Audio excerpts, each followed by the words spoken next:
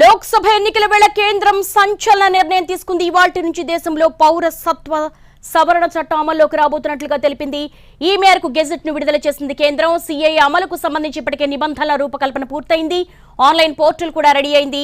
కేంద్ర హోంశాఖ ఇప్పటికే రిజిస్ట్రేషన్లకు సంబంధించి ట్రయల్ రన్ పూర్తి చేసింది. అయితే 1955 పౌరసత్వ చట్టాన్ని సవరిస్తూ 2019లో కొత్త చట్టం చేసింది.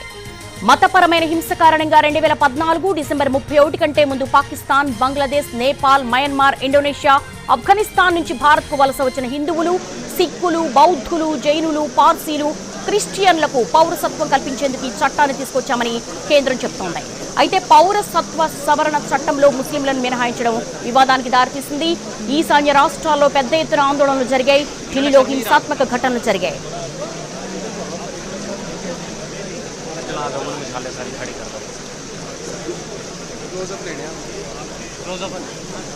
ప్రస్తుతం లైవ్ విజువల్స్ చూస్తున్నాము.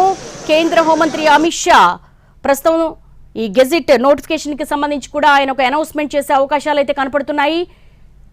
లోక్సభ ఎన్నికల వేళ కేంద్రం తీసుకున్నటువంటి ఈ నిర్ణయానికి సంబంధించి ఏం చెప్పబోతున్నారు? దేశంలో పౌరసత్వ సవరణ చట్టం అమల్లోకి రాబోతున్నట్లుగా లోక్సభ ఎన్నికల వేళ చాలా కీలకమైనటువంటి సంచలన నిర్ణయం ఇది. ఈ మేరకు గెజెట్ ను కూడా విడుదల చేసింది కేంద్రం.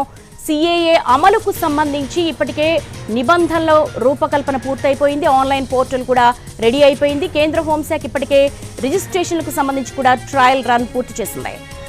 1955లోనే ఈ చట్టం ఉంది. దీనికి సవరిస్తూ 2019లో కొత్త చట్టం చేసింది కేంద్రం.